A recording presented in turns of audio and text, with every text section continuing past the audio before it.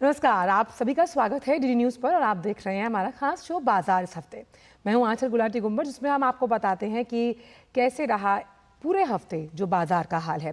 Share बाजार की अगर बात की जाए तो लगातार पिछले हफ्ते हमने देखा कि नए लाइफ हाइज छूता हुआ नजर आया जो सेंसेक्स और निफ्टी है, और ख़ास तौर पर सेंसेक्स 80 और 81 हज़ार के लेवल के आसपास रहा, वहीं 21,492 के आसपास के स्तर को निफ्टी ने छुआ। शेयर बाजार लगातार रोज नए शिखर छू रहा है और कच्चे तेल की कीमतों में एक रिबाउंड देखा जा रहा है। विदेशी निवेशक जो हैं भारतीय बाजार में उनका निवेश बढ़ रहा है। भारत के फॉरेक्स रिजर्व बढ़ने से भी बाजार को मजबूती मिली।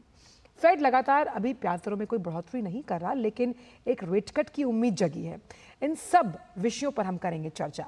लेकिन अगर आपके मन में कोई सवाल है, आप जानना चाहते हैं कि शेयर मार्केट में कैसे स्टॉक्स की चाल रहने वाली है, कहाँ निवेश करने होने का मुनाफे का सौदा हो सकता है, कौन सा सेक्टर आपको बेहतरीन रिटर्न देगा, इन तमाम सवालों के जवाब देने के लिए बेहद खास मेहमान हमारे साथ जुड़ेंगे। और सवाल पूछने से पहले आपसे एक दरख्वास्त है कि अपने टीवी का वॉल्यूम कम रखिएगा, और ये नंबर्स है, आप उन पर कॉल करके जानकारी ले सकते हैं। नंबर्स आपको बता दें, 23387031 और दूसरा नंबर है 23097670।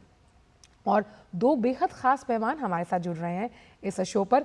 विकास सेठी साहब मार्केट एक्सपर्ट है, जाने माने शेयर बाजार के, उनका भी स्वागत है। और साथ ही साथ हमारे साथ जुड़ रहे हैं डॉक्टर NC महेश्वरी, जो कि प्रेसिडेंट फारसाइड ग्रुप के जाने माने शेयर मार्केट एक्सपर्ट है, जो हमारे साथ जुड़ रहे हैं। आप दोनों का ही बहुत बहुत स्वागत है।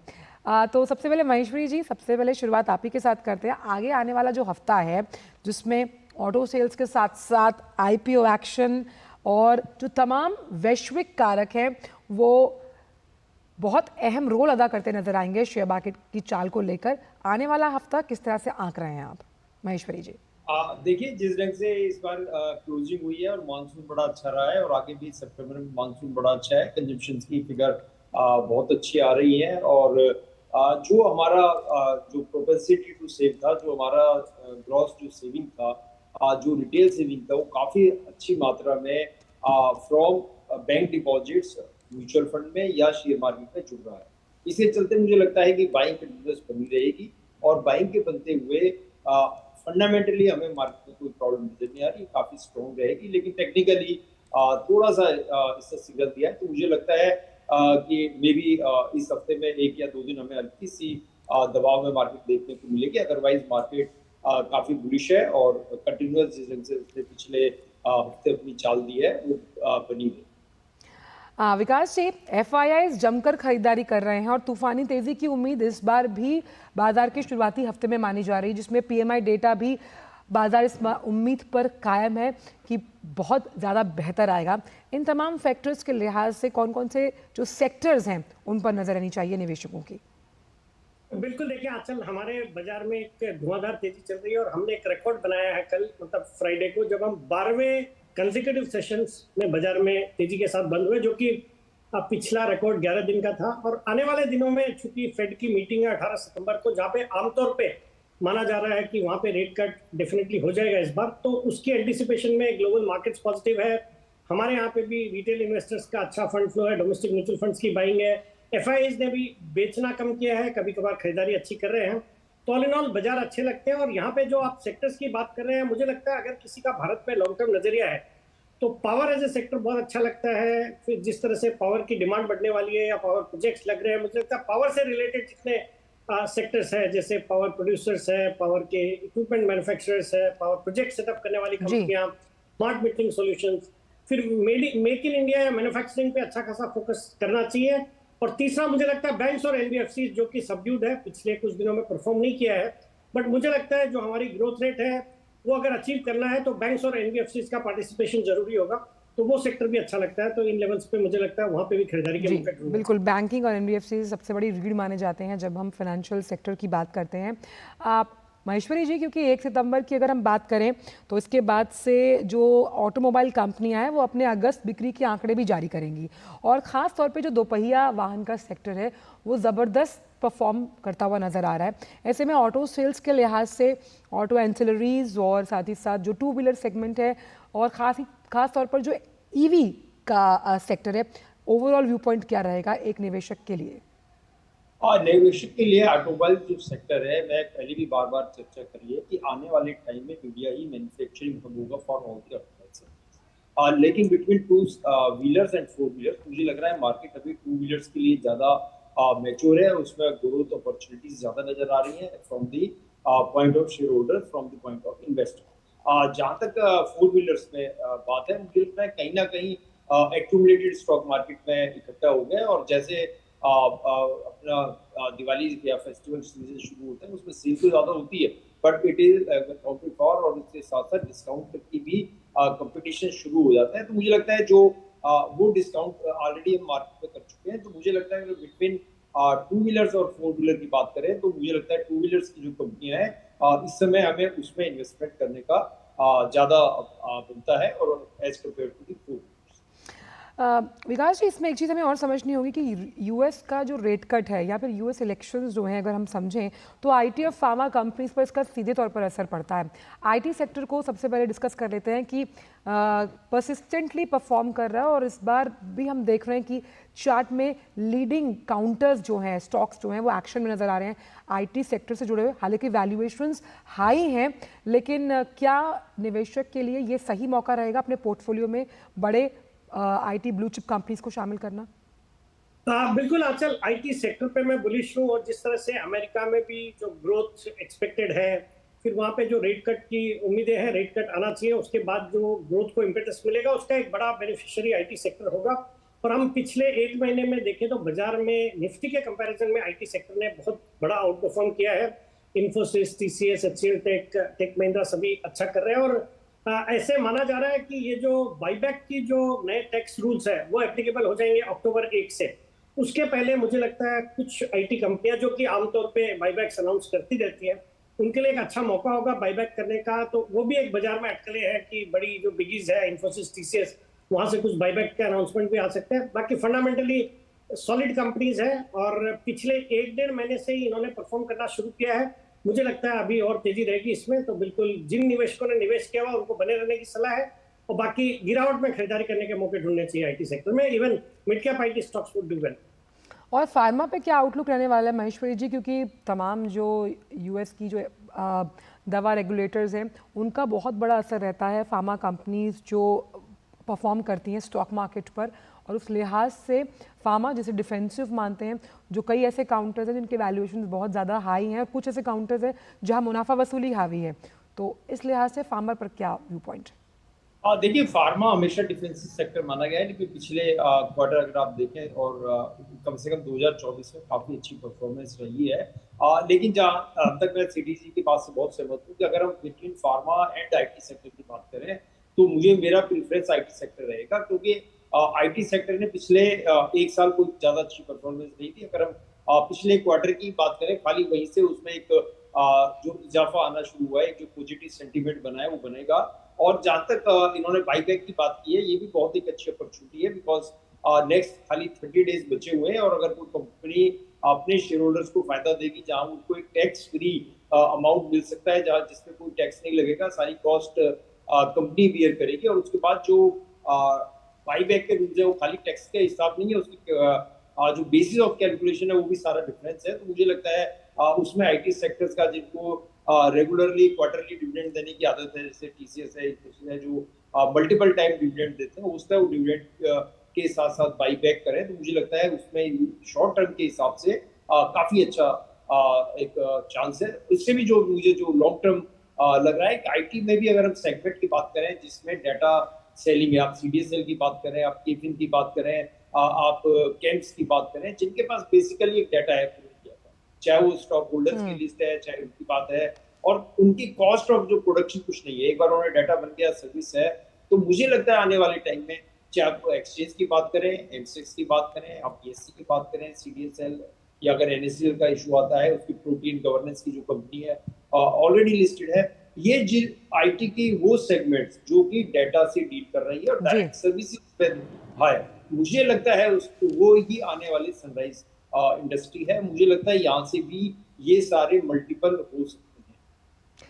साथ ही रूरल डिमांड में एक अपटिक हम देख रहे हैं विकास जी, तो एफएमसीजी कहीं ना कहीं इसी सेक्टर को अगर हम पूरे लिहाज से देखें तो टारगेट ऑडियंस इसी तरह से आती है। एफएमसीजी पर क्या व्यू पॉइंट रहने वाला है, खासतौर पर जिस तरह से खपत बढ़ रही है, और खपत बढ़ने का मतलब है कि आपकी जो मांग है उसमें भी इजाफा हो रहा है। नहीं, बिल्कुल देखिए, जो हाल ही में बजट जो सरकार ने पेश किया तो उसमें बहुत अच्छा फोकस इन्होंने एग्रीकल्चर पे और रूरल इकोनॉमी पे किया, तो वहाँ पे एक अच्छी तेजी देखी जा रही है। और उसके कारण से हमने देखा जो लोगों के हाथों में जो पैसे आएंगे, जो एक्स्ट्रा बचत होगी, उसका डिस्क्रिशनरी स्पेंड करेंगे। तो ये जो और जो बेसिक कंजम्पशन वाले स्टॉक्स है, जो एफएमसीजी स्टॉक्स है, उनमें भी एक अच्छी तेजी होनी चाहिए, जो हमने देखी भी है पिछले कुछ दिनों में। जब बाजार थोड़े वोलेटाइल थे तो तभी हर बार एफएमसीजी सेक्टर ने सपोर्ट किया, और वहां पे लीडिंग कंपनी जैसे एचयूएल है, आईटीसी, डाबर, मैरिको, ब्रिटानिया सब अच्छा कर रही है। मुझे लगता है ये सेक्टर भी परफॉर्म करेगा, and I remain bullish on this. और मुझे लगता है ये जो क्वालिटी नेम्स मैंने बताए हैं उनमें से कुछ स्टॉक्स में बिल्कुल निवेश किया जा सकता है, या जिनके पास है उनको होल्ड करने की सलाह दें। और साथ ही 5 आईपीओज आने वाले हैं। आईपीओज को लेकर बहुत सी बातें भी सेबी कर रहा है कि भाई किस तरह से लिस्टिंग होती है, उसको ध्यान में रखें कि बहुत कम मैं देख रही थी अभी लास्ट टाइम एक आईपीओ जो है वो लिस्ट हुआ, लेकिन उसके अपने ही सब्सक्राइब होने के बाद उन्हें खुद भी यकीन नहीं होता कि उनका सब्सक्रिप्शन इतने हाई लेवल पर जाकर बंद होगा। आईपीओज को लेकर किस तरह की गाइडलाइंस दिमाग में रखनी चाहिए निवेशकों को, खासतौर पर उनके लिए जो पहली बार शेयर मार्केट में निवेश करते हैं? देखिए जो गाइडलाइंस है, सीबी ने जो डिस्क्लोजर रूल्स हैं वो काफी प्रोमिनेंट बनाए हुए हैं, लेकिन उसके चलते हुए एक निवेशक को कोई ज्यादा मुझे लगता है कि कोई उसकी हेल्प हो रही है उस गाइडलाइन से, वो ऐसा नहीं हो पा रहा है। अभी भी निवेशक को किसी की ट्रू वैल्यू नहीं पता लगती, खासकर जहाँ स्टार्टअप है। अभी आपने देखा होगा पिछले लास्ट वीक काफी मीडिया में चर्चा में रहा कि एक कंपनी का करीब 300 टाइम्स सब्सक्राइब हो गया, उसकी खाली 2 छोटी सी रिटेल है, खास ओनली 18 एम्प्लॉइज हैं और कोई बैलेंस शीट में दम नहीं, क्योंकि खाली मार्केट अभी भी कहीं ना कहीं जिसको हम ग्रेपवाइन कहते हैं या जिसको मार्केट ईयर से कहते हैं, कहीं ना कहीं अभी भी आईपीओ की जो सब्सक्रिप्शन है, आईपीओ जो लोग बाग लगा रहे हैं, वो उसको किसी ढंग से चेक नहीं कर पाते हैं, क्योंकि उनके पास ना तो उसकी कोई हिस्ट्री है और ना फंडामेंटली कोई ऐसा कोई चीज है जिससे उसको चेक कर पाए। मुझे लगता है कि जो हम डिस्क्लोजर्स कर रहे हैं, SEBI is conscious of that. इसके साथ साथ जो एक नई सेबी ने एक नई प्रोफेशनल कैटेगरी तैयार की है जिसका रोल है प्रॉक्सी एडवाइजरी करके, और इस तरह के कुछ और लोग हैं जो इन्वेस्टर्स को एडवाइजरी दे सकते हैं, समझा सकते हैं। एक इन्वेस्टर से मैं चाहना, मैं ये अपेक्षा करना या समझना कि वो इन सारी चीजों को समझ पाएंगे बहुत मुश्किल है, लेकिन फिर भी कुछ 2-3 ऐसे अहम पॉइंट है या इम्पोर्टेंट पॉइंट्स है जिनको रख सकता है। नंबर 1, उस जिसके आईपीओ की आप बात कर रहे हैं उसके ब्रांड की मार्केट में क्या वैल्यूएशन है, ब्रांड को क्या आपने कभी सुना है, नंबर 1। जी। नंबर 2, उनका अपनी पर्टिकुलर कैटेगरी में कितना मार्केट शेयर है। नंबर 3, उनको टेक्नोलॉजी बेस है, क्या मार्केट को डिसरप्ट कर सकते हैं। आजकल प्रीमियम उसको मिल रहा है which has got a disruptive technology, जिसको किसी एग्जिस्टिंग प्रोडक्ट को, एग्जिस्टिंग प्रोसेस को क्या वो रिप्लेस कर सकते हैं। अगर वो 3 चीजों में आंसर आता है यस, और देन हम उसको सब्सक्राइब कर सकते हैं। इसमें दूसरा बहुत अहम चीज है, लोगों को आईपीओ में ये समझना पड़ेगा कि आईपीओ 2 तरह के हैं। एक है जहाँ पे एज ए लेमैन जहाँ कंपनी को पैसा मिलता है, दूसरा है जहाँ ऑफर फॉर सेल है, वो भी आईपीओ के थ्रू होता है। वहां पैसा कंपनी को नहीं जा रहा, वहां पैसा प्रोमोटर्स लेके जा रहे हैं। इसका मतलब है प्रोमोटर्स ही अपनी इक्विटी को डाइल्यूट कर रहे हैं। अगर प्रोमोटर्स ही उससे एग्जिट कर रहे हैं तो मुझे लगता है कि इन्वेस्टर को समझना पड़ेगा जहां कि मुझे इसमें निवेश करना चाहिए या नहीं। बिल्कुल, बहुत अहम बात है। और वहीं क्योंकि हम तमाम उन सेक्टर्स को लेकर बात कर रहे हैं जहां से पॉजिटिव आउटलुक की उम्मीद है, विकास जी, रेलवेज को लेकर सरकार का बहुत बड़ा फोकस है। जिस तरह से वंदे भारत का जो विस्तारीकरण है उसकी बात की जा रही है, इस लिहाज से खास तौर पर रेलवे स्टॉक्स पर आपका क्या व्यू पॉइंट रहने वाला है? देखिए, बिल्कुल अचल, इस सेक्टर पे मैं बहुत जल्दी ही बुलिश हो गया था। पिछले 1.5 साल से कई बार मैंने कई फोरम पे इसके स्टॉक्स रिकमेंड करे और वहां से बहुत अच्छे मल्टीबैगर रिटर्न्स दिए हैं। अब पिछले कुछ दिनों से थोड़े कंसोलिडेट हो रहे हैं ये स्टॉक्स, बट जिस तरह का सरकार का फोकस है रेलवेज के ऊपर, जो अनाउंसमेंट्स आ रहे हैं, या जिस तरह से इन्होंने जो रेलवेज पे स्पेंड की, बजट में 2.5 लाख करोड़ की बातें करी, फिर आपके रेलवे सेफ्टी पे खर्चा करना है, तो मुझे लगता है ये सेक्टर डेफिनेटली एक अच्छा सेक्टर रहेगा जहाँ पे निवेशित रहना है। और अभी ये जो गिरावट या कंसोलिडेशन चल रहा है, मुझे लगता है अच्छा मौका है यहाँ पे खरीदारी करने का।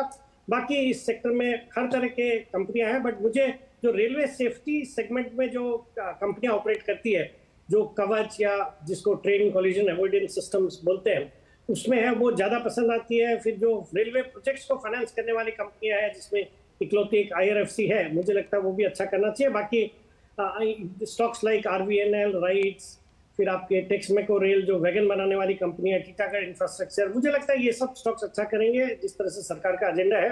And I remain bullish on the railway sector as a whole. चलिए, रेलवे की जब हम बात कर रहे हैं महेश्वरी जी, तो क्योंकि प्रॉपर इलेक्ट्रिफिकेशन पर भी सरकार का जोर है, ऐसे में पावर सेक्टर, जिसमें एक ज़माने में ये कहा जाता था कि भाई इसका जेस्टेशन पीरियड बहुत ज़्यादा लंबा है, लेकिन अब पावर सेक्टर ने अपने रिफॉर्म्स के ज़रिए बहुत कुछ अचीव किया है। जो सुधारात्मक का प्रक्रिया पावर सेक्टर के लिए अपनाई गई, पावर पर क्या व्यू पॉइंट रहने वाला है? एक निवेशक को अपने पोर्टफोलियो का पावर बढ़ाने के लिए क्या पावर स्टॉक्स को रखना चाहिए? देखिए, पावर के साथ साथ इसमें हमें मल्टीपल देखना पड़ेगा। जहाँ पे सोलर का डाइवर्सिफिकेशन है या जहाँ पे कोई एक्स्ट्रा न्यू जो नॉन कन्वेंशनल चीज है, उससे पावर की बात करें। लाइक अगर आप मीडिया में देखें, NTPC को अभी गवर्नमेंट ने परमिशन दी है कि वो न्यूक्लियर से भी पावर जनरेट करने को एक्सप्लोर कर सकती है। ऐसे ही टाटा पावर की बात करें तो उन्होंने सोलर में काफी काम किया है। अगर हम अभी रिलायंस की बात करें तो वो भी सोलर में बड़ी तेजी से काम करने वाले हैं। तो मुझे लगता है एक ट्रेडिशनल पावर सेक्टर है जिसको हम हाइड्रो या थर्मल पावर की बात करते थे। दूसरा है न्यू क्लासिकल। न्यू क्लासिकल में जहाँ पे वो कोई ना कोई चाहे ग्रीन एनर्जी की बात करें, चाहे हाइड्रो की बात करें, या आप आजकल तो वाटर से भी बात हो रही है एनर्जी बनाने की। सोलर तो हमारा है ही है, विंड एनर्जी है ही है। कहीं ना कहीं हमें रिन्यूएबल एनर्जी सोर्सेज से देखना पड़ेगा, जिसका रिन्यूएबल एनर्जी सोर्सेज में एक अच्छा फोकस है और मार्केट शेयर बढ़ता जा रहा है। आप देखेंगे उसी के शेयर्स में ही लोगों का रुझान है और इन्वेस्टर्स को भी उसी के साथ चलना चाहिए। और क्योंकि जब हम पावर सेक्टर की बात कर रहे हैं विकास जी, तो ग्रीन एनर्जी पर भी सरकार का बहुत फोकस है, क्योंकि कहीं ना कहीं जो तमाम रेन्यूएबल और नॉन रिन्यूएबल सोर्सेज हैं, उसको लेकर सरकार बहुत क्लियर है कि पर्यावरण के लिहाज से क्या इम्पोर्टेंट है और आगे आने वाले समय में किस तरह से प्रोजेक्ट्स लगाए जाएं ग्रीन एनर्जी के ज़रिए। ग्रीन एनर्जी को लेकर अगर स्टॉक मार्केट के एक्शन की बात की जाए तो कौन से ऐसे स्टॉक्स के साथ साथ हम ये उम्मीद लगा सकते हैं, क्योंकि बहुत अनएक्सप्लोरेबल सेक्टर है? नहीं, बिल्कुल आंचल, ये सेक्टर एक प्रॉमिसिंग सेक्टर है। सरकार का भी अच्छा खासा फोकस है। उन्होंने क्लियर कट टारगेट्स बनाए हैं बाई 2030। जो आज 150 मेगावाट की रिन्यूएबल एनर्जी की कैपेसिटी है, उसको बढ़ा के 500 गीगावाट करने जा रहे हैं, जो कि एक बहुत बड़ी एक अपॉर्चुनिटी है। और रिन्यूएबल एनर्जी पे अच्छा खासा फोकस है, जिसमें विंड एनर्जी, सोलर, हाइड्रो, सब पे सरकार काम कर रही है। और सोलर पे प्रधानमंत्री जी ने जो सूर्योदय योजना बनाई, जिसमें हर घर पे या 1 करोड़ घरों के ऊपर सोलर रूफटॉप सोलर लगाने की बातें हो रही है। तो मुझे लगता है पूरा सेक्टर ही अच्छा करेगा। और हमारे, जैसे मैंने आपके शुरुआती क्वेश्चन पे किया था कि पहला सेक्टर जो मेरा प्रेफर्ड सेक्टर है वो पावर है, एंड विद इन पावर मुझे लगता है renewable should be focused on, उस पर बिल्कुल नजर रखनी चाहिए। और इसमें कई सारी कंपनियां, जैसे विंड एनर्जी में 2-3 स्टॉक ही है जो आजकल बचे हैं, बाकी बंद हो गए। मुझे लगता है उनके लिए एक ड्रीम टाइम है, चाहे वो सुजलॉन है, चाहे वो आइनॉक्स विंड है। I prefer INOX wind. और सोलर एनर्जी पे कई सारे स्टॉक्स हैं जो सोलर सेक्टर में काम कर रहे हैं, तो उनमें भी बिल्कुल देखा जा सकता है। हाइड्रो पावर प्रोजेक्ट्स में गवर्नमेंट ओन्ड भी 2-3 कंपनियां हैं विच आर डूइंग वेल। तो ऑल इन ऑल पूरा सेक्टर प्रॉमिसिंग लगता है और यहाँ से भी बहुत अच्छे अपसाइड आएंगे। और अगर किसी का 3-5 साल का नजरिया है तो डेफिनेटली ये स्टॉक है बेट करने जैसा, और इसमें बिल्कुल बने रहने की सलाह है। कमोडिटी मार्केट पे एक चेक लेते हैं महेश्वरी जी। गोल्ड अपने हाईएस्ट लेवल्स पर है, हालांकि सरकार सोवरेन गोल्ड बॉन्ड की शायद अब जो नेक्स्ट हम कह सकते हैं स्कीम, मतलब जो नेक्स्ट उसका चरण है, शायद वो ना लेकर आए। तो अब अगर गोल्ड में किसी को निवेश करना है तो फिर ऑप्शन लिमिटेड हो जाते हैं। उस लिहाज से क्या ये सही टाइम है गोल्ड बाय करने का? देखिए, गोल्ड जब इंटरनेशनल करेंसी पे प्रेशर रहेगा, जब इंटरनेशनल लोगों में और कंट्रीज में तनाव रहेगा, लड़ाई रहेगी, तो गोल्ड ही एक सेफ्टी मैकेनिज्म है जिसके द्वारा बार्टर करके वो अपनी एसेंशियल चीज को खरीद सकते हैं। अगर हम जब भी बात करें, जब रशिया और यूक्रेन की लड़ाई हुई और उस पर सारे उन्होंने कार्गो लगाए, सारे प्रतिबंध लगाए गए, सैंक्शन की गई, तो उनको जो मार्केट से सामान खरीदने का, मार्केट से कंज्यूमेबल्स लेने का जो भी एक बचा था, वो खाली गोल्ड था। उसके चलते हुए वर्ल्ड ओवर सारे सेंट्रल बैंक्स ने गोल्ड को as a investment tool manage किया है, ऐसे रखना चाह रहे हैं। मुझे लगता है ये अब कंज्यूमर की डिमांड नहीं है, ये मेनली जो क्वेश्चन है इट रेस्ट एंड इसका आंसर सेंट्रल बैंक वर्ल्ड के देंगे। और मुझे लगता है जब भी मार्केट में ये सो कॉल कोल्ड वार की सिचुएशन रहेगी, गोल्ड पे और ज्यादा फोकस रहेगी और गोल्ड को और ज्यादा खरीदा जाएगा। अगर हम इंटरनेशनल टेक्निकल चार्ट की बात करें तो मुझे लगता है अभी इसमें बहुत तेजी बाकी है, और टेक्निकली जब तक यूएसए का इलेक्शन नहीं होता मुझे लगता है इसमें जो तेजी है वो बरकरार रहेगी, और उसके बाद ही हमें इसको रिव्यू करना पड़ेगा। जहां तक सॉवरेन गोल्ड बॉन्ड की बात है, उसने CAGR ऑफ 10+ दी है, मतलब आपको टैक्स फ्री रिटर्न 10% की मिली है।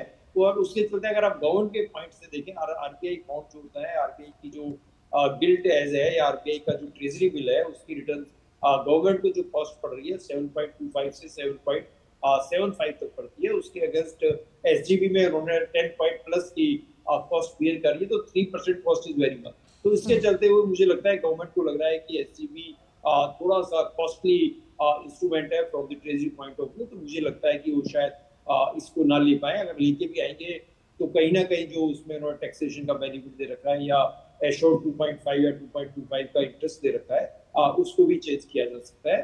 तो मुझे लगता है एससीबी अगर आ जाता है तो उससे अच्छी इन्वेस्टमेंट की कोई और स्कीम है ही नहीं। लेकिन अगर एसजीपी नहीं है तो इस स्टेज पर इन्वेस्टर को 74,000+ पे फिजिकल गोल्ड लेने की मुझे लगता है कोई सलाह नहीं है। लेकिन ईटीएफ मार्केट में अवेलेबल है, जहाँ सिल्वर में भी आपको ईटीएफ मिल रहा है और आपको गोल्ड में भी ईटीएफ मिल रहा है, तो करीब 5% आप इन्वेस्टमेंट गोल्ड के ईटीएफ में कर सकते हैं। साथ ही अभी एंटरटेनमेंट सेक्टर में जिस तरह से डिज्नी को लेकर बहुत बड़ी डील हुई है, विकास जी, एंटरटेनमेंट सेक्टर ऑल ओवर आपको किस तरह से लगता है, क्योंकि खास तौर पर एंटरटेनमेंट, टूरिज्म और होटल इंडस्ट्री आपस में जुड़े हुए हैं? नहीं, देखिए, जहां तक एंटरटेनमेंट सेक्टर का सवाल है, अभी ये जो रिलायंस की डील हुई है डेफिनेटली एक अच्छी डील है। बाकी इस सेक्टर को प्ले करने का सबसे अच्छा तरीका है पीवीआर आइनॉक्स, जो कि एंटरटेनमेंट इंडस्ट्री में है, जो डायरेक्टली इम्पैक्टेड होता है। बाकी जैसे आपने ट्रैवल टूरिज्म की बातें करी या होटल हॉस्पिटलिटी इंडस्ट्री की, वो सेक्टर भी बहुत अच्छा लगता है। और हमने देखा जिस तरह से लोगों का आजकल ट्रैवल टूरिज्म पे फोकस है, फिर आप एयरपोर्ट्स पे भीड़ देखते हो। मुझे लगता है पूरा जो होटल सेक्टर है, जहाँ पे टैरिफ रेट्स भी अपने हाईएस्ट पे है, ऑक्यूपेंसी लेवल्स भी बहुत अच्छे हैं, तो वहाँ पे कई सारी कंपनियां हैं जो अच्छा कर रही है, नतीजे भी बहुत अच्छे आ रहे हैं। हालांकि एक अच्छी तेजी सेक्टर में हो चुकी है, बट यहाँ से भी और अपसाइड लगते हैं, होने चाहिए। और बाकी आजकल भारत में जो वेडिंग सीजन जब शुरू होता है उस समय भी काफी डिमांड रहती है होटल्स की।